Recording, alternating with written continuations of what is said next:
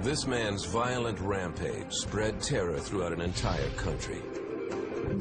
He started a 3-month killing spree that would send Ukraine into turmoil.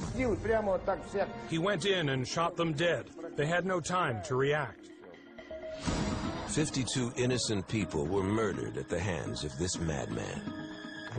He was an extremely cold, calculating person who'd had problems in his youth. These factors produced an explosive combination. This is my life, and I think it's my destiny.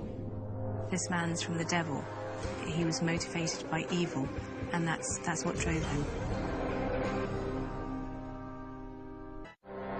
March 1996. People throughout Ukraine were living in fear. 40 people had been murdered without motive or reason. Police were baffled. They had no suspect, no leads.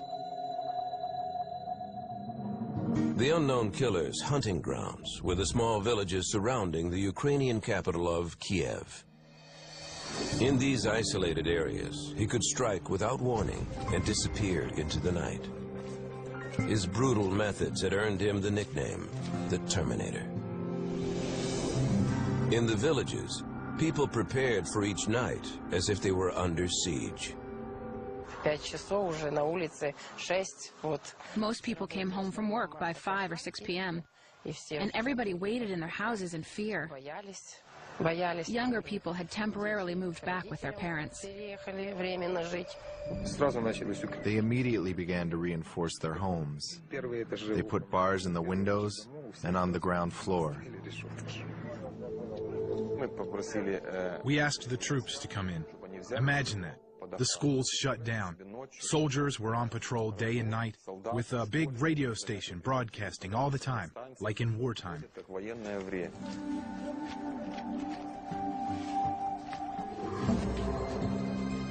The terror was palpable. Villagers knew they were being hunted at random. Their entire family could be wiped out as they slept. The killer was known only by his chilling nickname. Anyone who came face to face with the Terminator was slaughtered.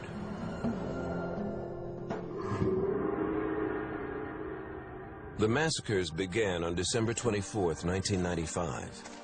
Under the cover of darkness, the killer crept into a home. He shot the husband and wife, and then strangled their 2 young children with his bare hands. He stole what he could carry, and then set their house ablaze to cover his tracks.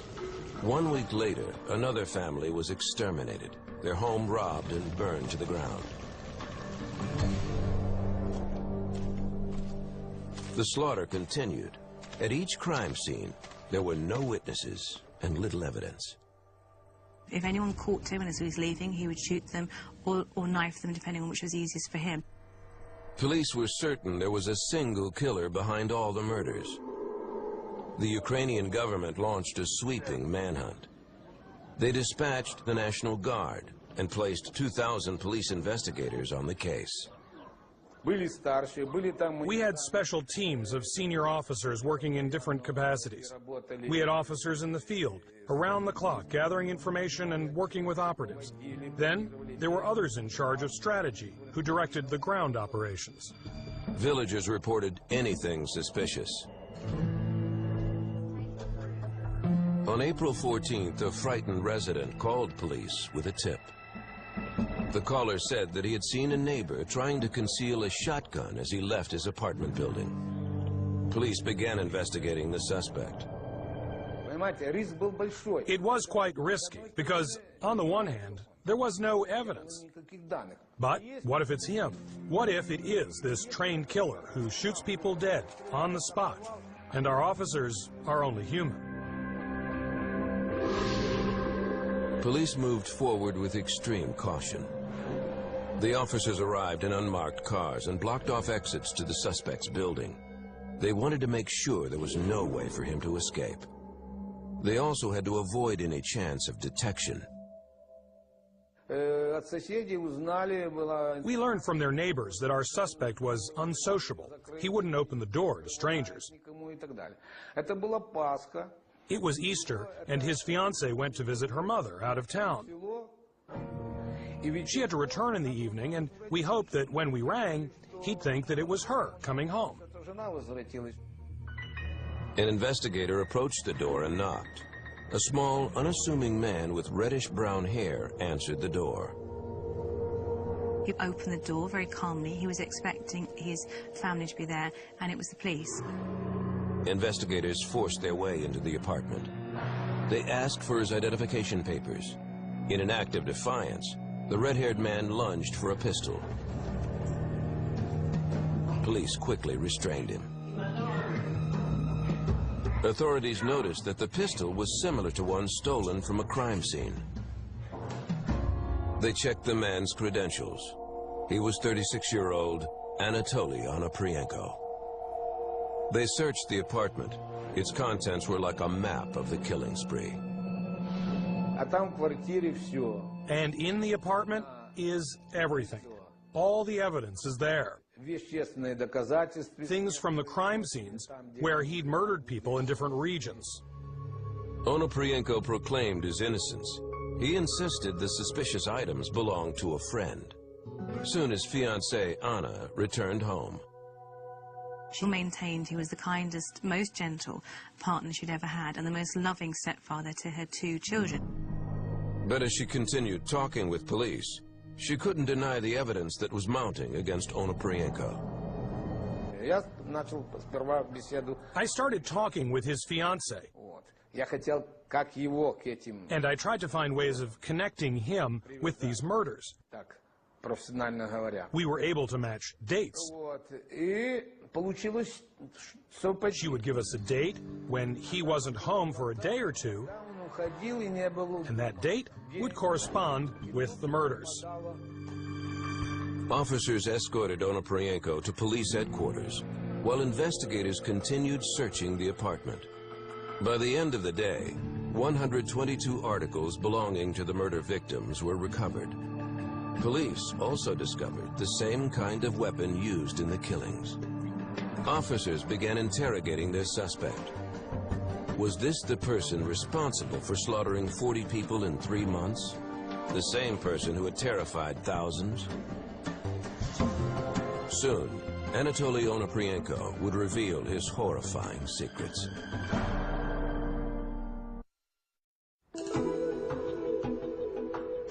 Yavoriv, Ukraine, 1996.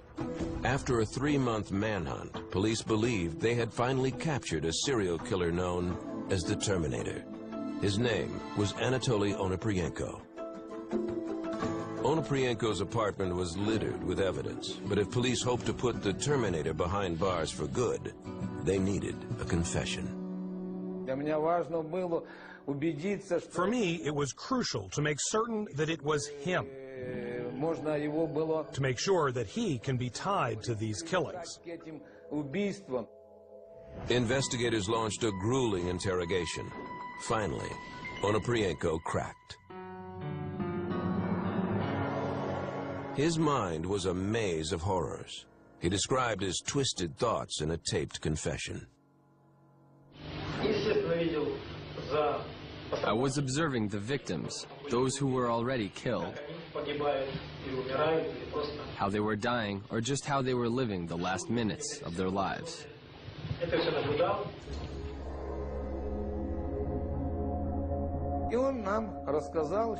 He told us about all 52 murders he'd committed. Not only the ones he'd performed in 1995, but also about the murders he'd committed in the past, a long time ago. When he was caught, he said it came as a relief. He said he was fed up with this dirty business. He was fed up of being covered in blood the whole time. He wanted an end to it. The local police handed Onoprienko over to the Ukrainian Interior Ministry, the top law enforcement office in the country. He said he wouldn't say anything and immediately started making demands. At that time, he gave me the impression that he was extremely greedy, calculating, and cold. The ministry wanted to question the suspect for themselves, but Onoprienko had a different idea. When we came, he said at once, "I need a kilo of sweets, some sausage and crackers, otherwise I won't talk to you." It took months of bizarre negotiations and interrogations, but Onoprienko finally agreed to walk authorities through each of his murders. On June 28, 1997, police drove Onoprienko back to the villages he had terrorized. He described the killings with eerie calmness. He would talk about it as if he was reading from a menu. He said it was incredibly easy.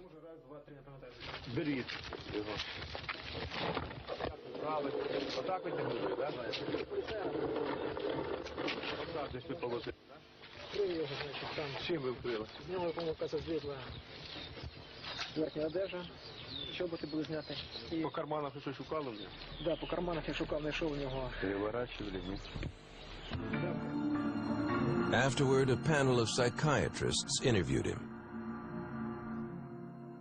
I hear voices, and I talk to those voices. Right now, I'm receiving some information about all of you.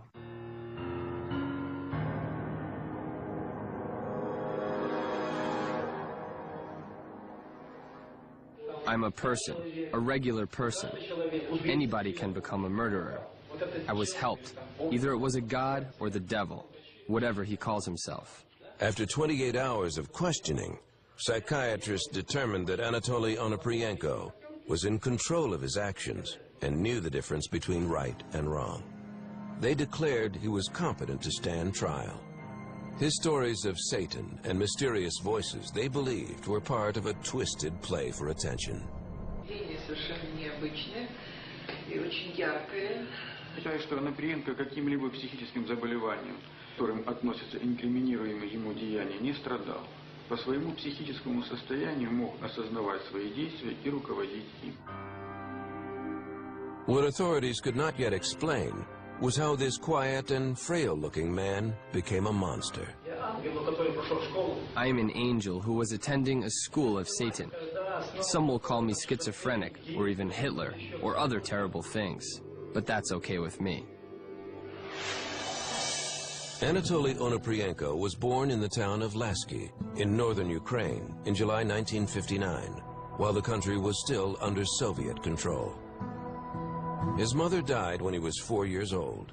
He and his older brother grew up with an abusive and alcoholic father. I remember my father and brother staring at me and saying, "Let's send him to an orphanage." I don't blame them, but I am horrified by their memory. I remember their voices. At his father's insistence, his grandmother took him to the orphanage in Malin. It is not clear why Anatoly was sent away, while his brother remained with the family. His grandmother stayed with him at the orphanage for the first few days to help him adjust.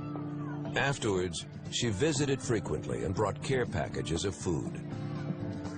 Despite his rough beginning, Anatoly adjusted to his new life. He was shy but managed to make friends. At the age of 14, he enrolled at the Malin College of Forestry. He took an interest in sports, but his passion for education began to slip. A few years later, his teachers became concerned about Anatoly's destructive behavior. He was drinking vodka, smoking, and stealing. Onoprienko left school in 1976 at the age of 17, hoping to find his calling. He joined the army, where he received firearms training. But instead of finding his purpose, Onoprienko felt ostracized. When I was 20, I called myself stupid because I couldn't understand people. If they were smart, then I must be stupid. After he was discharged, Onoprienko got a job on a cruise ship in the harbor of Odessa. He became adept at stealing money from cabins. He wanted to impress a string of casual girlfriends with trinkets and gifts. And on the face of it, he was stealing because he wanted to rob, and he was motivated by that. A young waitress caught his attention. The two quickly began a relationship, and after 3 years together, she became pregnant. Anatoly left his life on the ship to be with his new family, but the young father was restless. He soon left his girlfriend and newborn child and never tried to contact them again. He believed he had a unique destiny, and he felt compelled to find it on his own. Soon, murder would become his passion.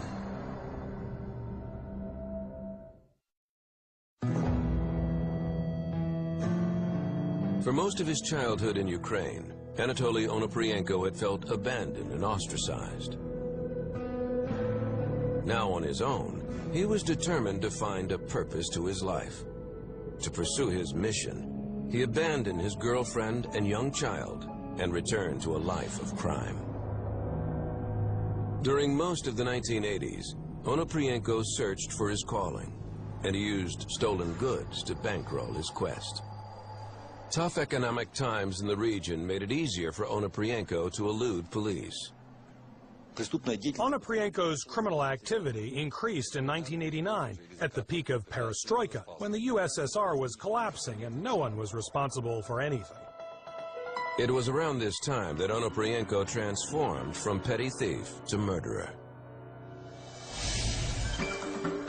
He broke into his landlady's apartment hoping to steal a few valuables, but she walked in on him before he could finish the job.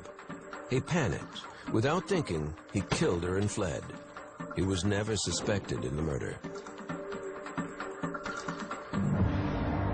Onoprienko and his friend Sergei Rogozin robbed several houses together. They were driving home from a trip to Russia when they spotted a car pulling a trailer. Onoprienko swerved in front of the vehicle, grabbed a rifle, and jumped out of his car.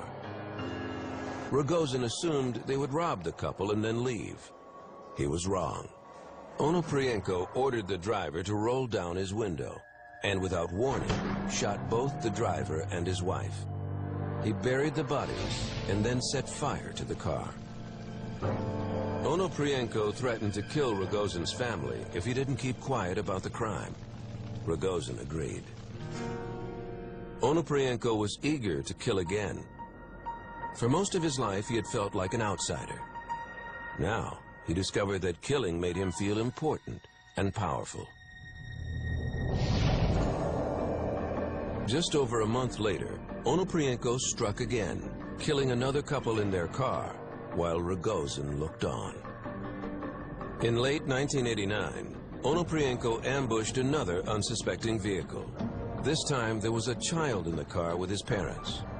Onoprienko didn't hesitate. He killed everyone inside, including the sleeping 11-year-old boy. He dragged the bodies into a ditch, poured gasoline over them, and set them ablaze.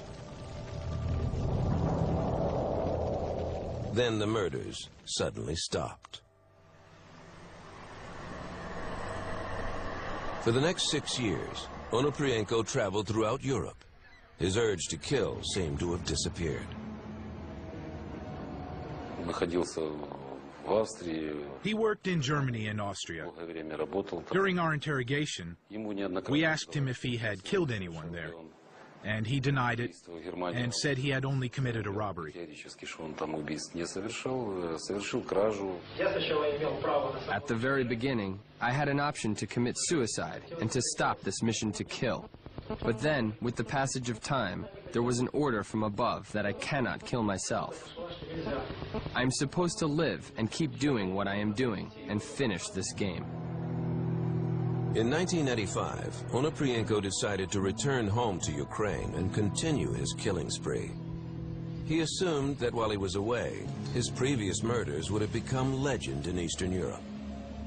By this point, the Soviet Union had collapsed and Ukraine had become independent. As a result, law enforcement under the new government was in disarray. Police had never connected Onoprienko's roadside killings to a single gunman and weren't actively investigating the crimes. When he came back and realized that everything had been forgotten and no one was looking for him, he embarked on his second killing spree.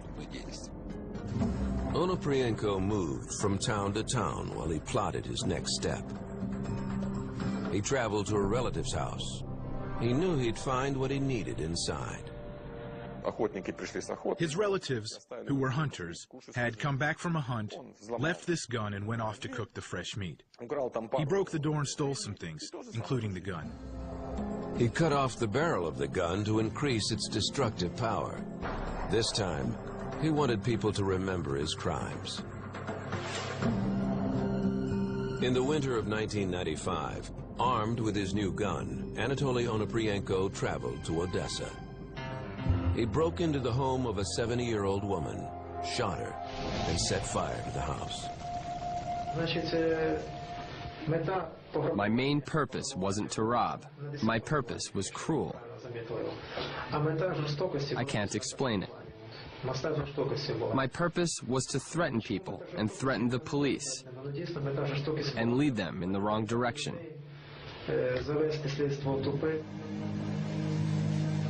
4 days later, Onoprienko arrived in the town of Malin, where his rampage continued. He shot a man and a woman who were having sex in their car. I shot at them from the driver's side and wounded the man. Then the woman jumped out of the car. I waited until she put her clothes on. Then she ran off, probably to get some help. When the woman returned, he shot her. Onoprienko then finished the driver off with a knife. He put the woman back into the car, drove the vehicle to a secluded area, and set it ablaze. He took the couple's money and fled the scene. Onoprienko disappeared into the night. A month later, he struck again. In time, his attacks took on a distinctive pattern. He would literally find a house, he would create a noise outside, maybe throwing a stone at a window. The man would come outside, he would shoot him. He would go inside, he would go from room to room, hunting the women who would kill first, then he would go through and kill the children. Anatoly Onoprienko had begun one of the worst killing sprees in European history. No one in his path was safe.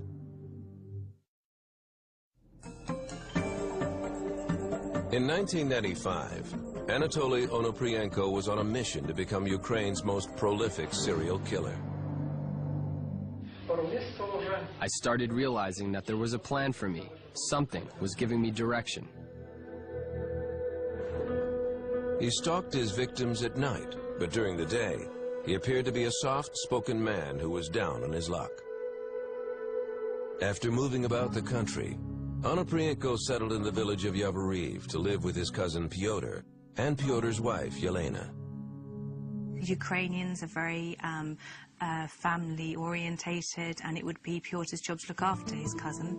At the time, he was happy to do it. It was only when Pyotr's wife, Lena, began to be suspicious of Onoprienko. She was slightly suspicious of the rifle that he kept under his bed. Yelena urged her husband to tell Anatoly to leave, but Pyotr felt guilty about turning his cousin out onto the streets. Instead, he decided to pawn Onoprienko off on a lovelorn young woman. Anna Kazak was a hairdresser who lived nearby. She was a divorced mother of two struggling to bring up her children. Pyotr thought the two would get along well. He also knew that Anna had a spare room. Her husband, who was an abusive alcoholic, had left her, and she was looking for a love affair and a meal ticket. Pyotr introduced them at a family party, and they hit it off immediately. Anatoly moved in within weeks and assumed the role of a loving family man.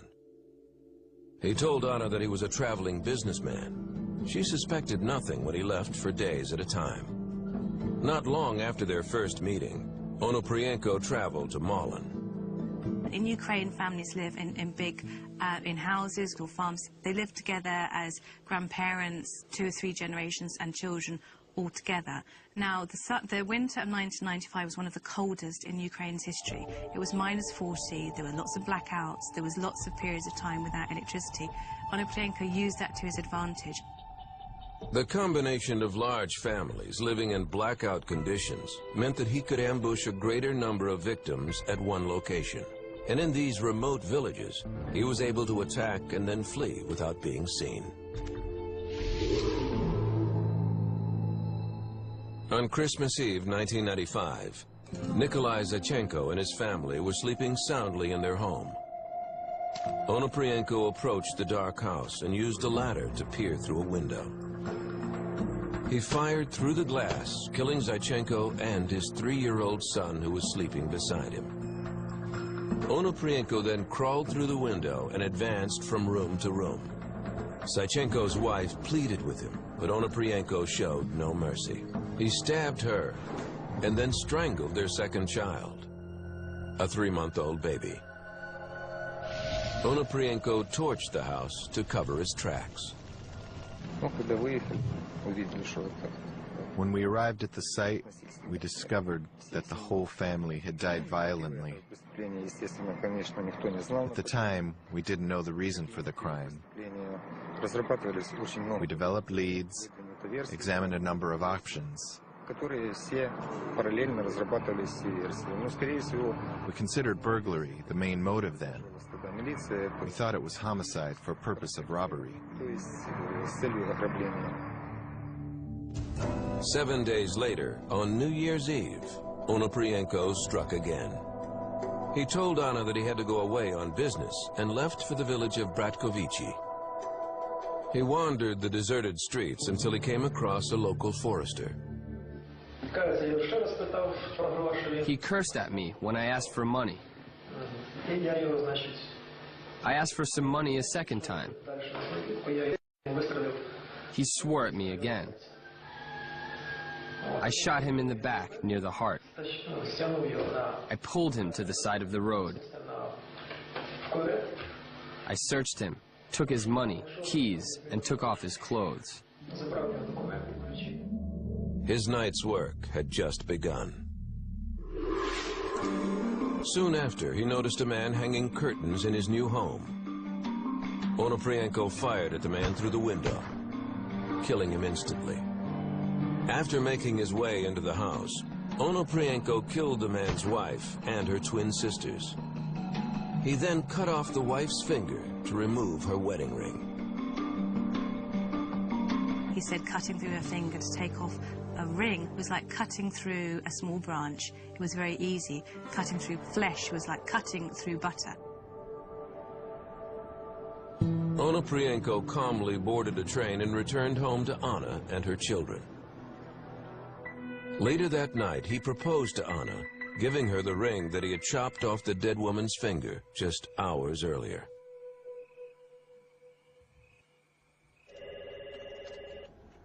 Over 200 miles away, at police headquarters in Kiev, officers scrambled to launch the second mass murder investigation within 2 weeks. After the second murder, we became convinced that the killer was a maniac. We came to the location and viewed the scene. We saw the brutality of the crime, and it had become absolutely clear to us that it was the same man who committed all the killings. The unstable political environment in the region hampered police efforts. Ukrainian officials pressured investigators to conceal the fact that a potential serial killer was on the loose. During the Soviet era, the government had refused to admit that serial killers existed. And even though Ukraine was now an independent country, authorities still followed the old example. You've got to understand that for the police and for the political and criminal situation in the country at that time, it was unacceptable to admit that this was happening. As the investigation continued, police knew they were up against a serial killer. Each massacre had distinct similarities. It was striking how systematic the murders were. There were group killings. Whole families were wiped out for no visible reason. That was really astounding. Onoprienko continued to slaughter innocent victims. He is a degenerate who didn't even benefit materially from his crimes, nor did he win any glory. He is an immoral man who was killing defenseless people and children. He was bloodthirsty and greedy.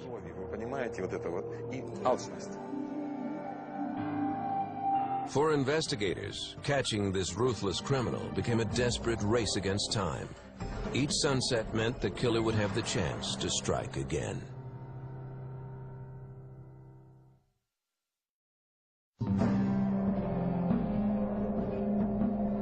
In 1995, people in western Ukraine were terrified. Families were being murdered at random by a madman. No one knew when he would strike next. The killer was Anatoly Onoprienko, and he made the rural villages in his homeland his hunting ground.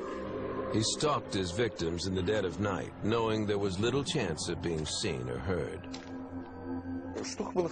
What was typical for all the crime scenes was that they were all around newly built houses that were out of the way. It always happened at night, and every time the same type of gun was fired. Onoprienko took mementos from each of his murder victims. Stolen shoes, clothing, even an old tape deck became gifts for his fiancée and her 2 children. The presents helped him maintain the facade that he was a loving family man. His fiancée never suspected that this timid-looking man was the serial killer authorities were searching for. Police continued to roam the streets at night looking for a deranged killer. All the police departments had been given instructions as to what to look for. They knew how the killer behaved, that he acted at night. They investigated any sound, even when a dog barked at night. The orders were strict. Rumors about the killings spread through the villages, and investigators could no longer conceal the chilling details from the public. The gruesome facts hit the papers. The media described the crimes as though they had been committed by a killing machine, and called the faceless murderer the Terminator. They warned families that a madman was on the loose and to use caution after dark. The slaughter continued. In January 1996, 18 people died at the hands of the Terminator. Another 9 followed in February. The victims included Galina and Sergei Bondarchuk and their 2 children, 9-year-old Valera and 7-year-old Tanya. It wasn't too late even. They hadn't gone to bed yet. They had just come home shortly before that. They were still dressed. The kids were asleep, and they were still doing things in the house. When they finished, they locked up, they turned the lights off, and about half an hour later, they heard the window on the ground floor shatter. Sergei Bondarchuk kept an axe at the ready. He grabbed the weapon and raced outside.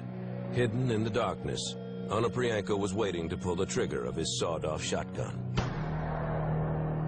After his capture, Onoprienko used a dummy to demonstrate how he committed each of the murders.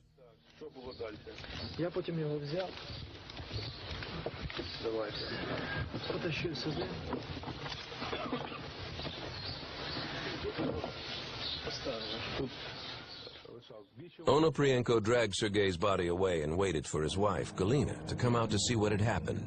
When she finally ventured outside, Onoprienko met her at the door. He pushed her inside. She turned away from him, and he killed her with one shot. Her death was the most gentle one. She fell down, and he started searching the house. Onoprienko found the children asleep upstairs.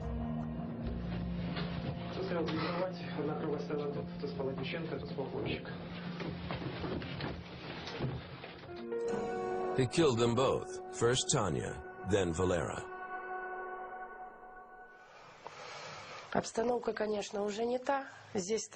We changed the room around. There used to be a fold-out armchair here. Tanya slept on it. That was Valera's bed. There was blood on the walls here. We've changed the wallpaper.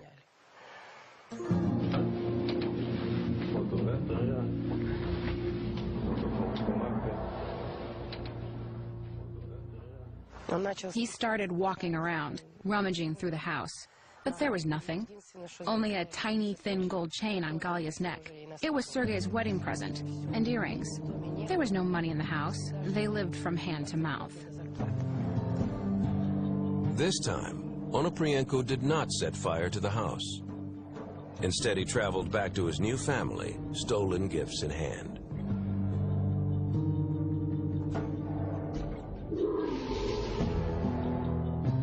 The body count had reached 38, and police could no longer keep panic from spreading throughout the villages. Investigators continued to hunt for clues at each new crime scene, but their work was becoming increasingly difficult.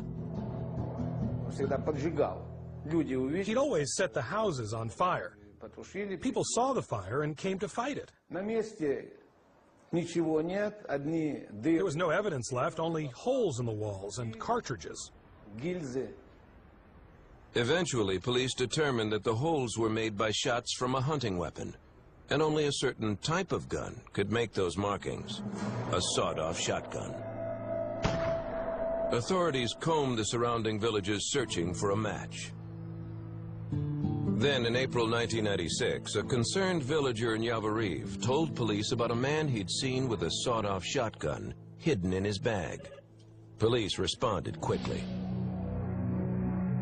A group of 12 officers surrounded Onoprienko's apartment and moved in cautiously. They did not know if their suspect would try to flee or turn violent. Onoprienko put up a brief struggle, but officers were able to subdue him. Once authorities had him in custody, Onoprienko described how he shot, stabbed, and strangled his victims. He also described his lonely childhood in an orphanage. According to Onoprienko, he murdered children so they wouldn't spend their lives without a family. He said, I was an orphan myself, and since I had killed their parents, I decided that I should kill them instead of making them orphans. Experts suspected that Onoprienko lashed out at families as a way to seek revenge on his own parents for abandoning him. As the interrogations continued, Onoprienko confessed to murdering 40 people, including 10 children, in 3 months. He also admitted to killing 12 people in 1989. The reason he gave for his crimes was shocking. I feel like a cross between a human and a robot. Most of my work was supposed to be done by robots. I consider myself an experimenter, with myself and with other people.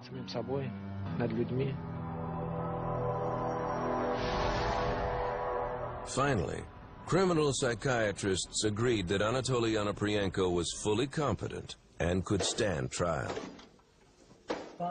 Onoprienko and his attorney had 99 volumes of evidence to review. I said, Anatoly, the trial's in 2 weeks' time, and there's a lot of serious work to do.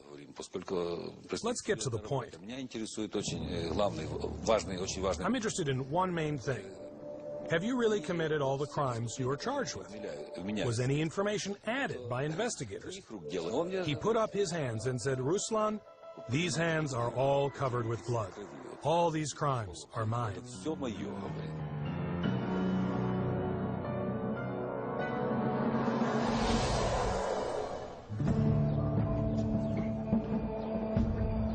In 1996, after a nationwide manhunt, Ukrainian authorities finally captured the serial killer who had terrorized their country.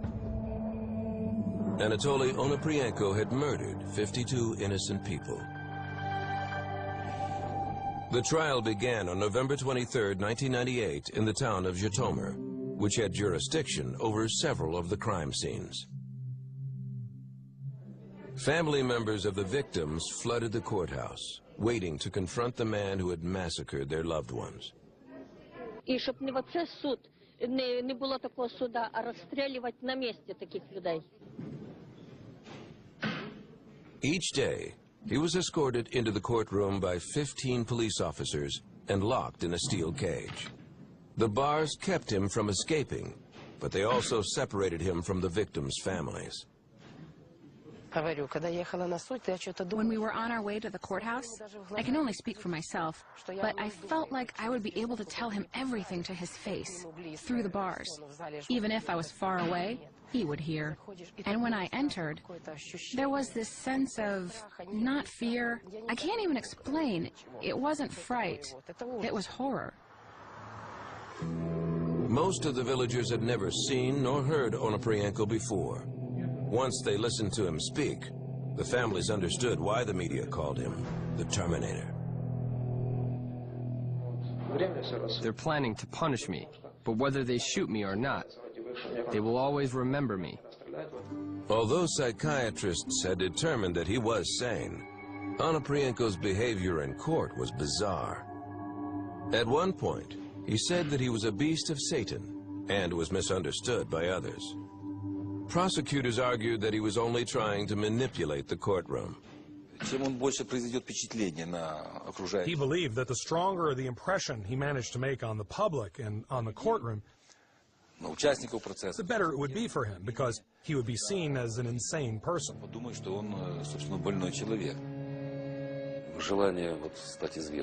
He wanted fame or notoriety. And when he saw a large audience, when the hall was overcrowded with people, and journalists, and full of TV cameras, he was really enjoying himself while he was giving his testimony.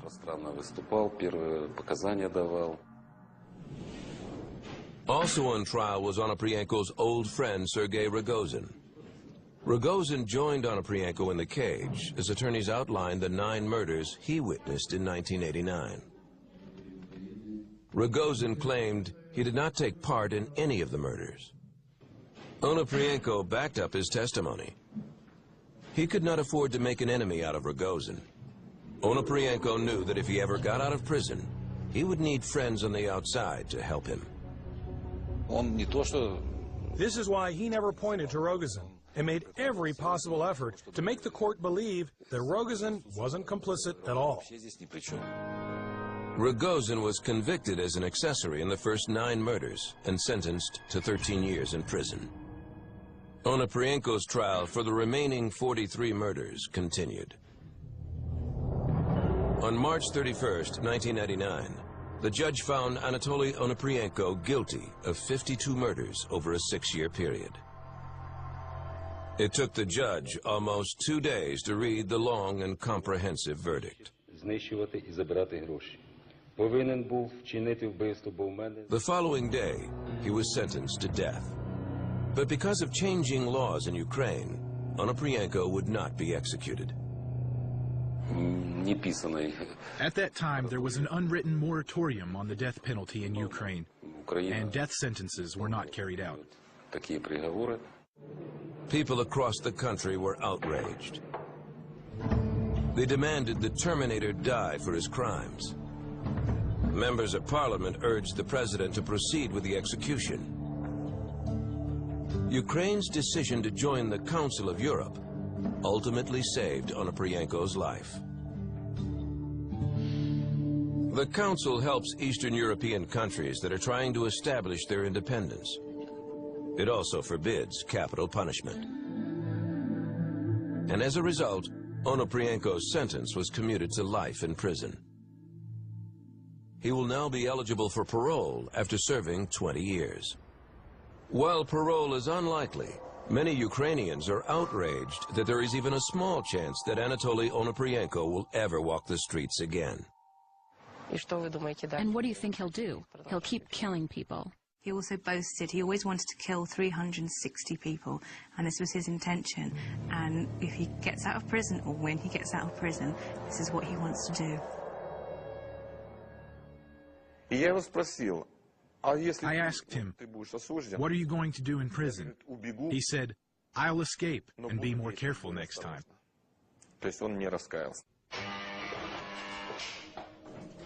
Today, Anatoly Onoprienko sits in a small cell in Zhytomyr.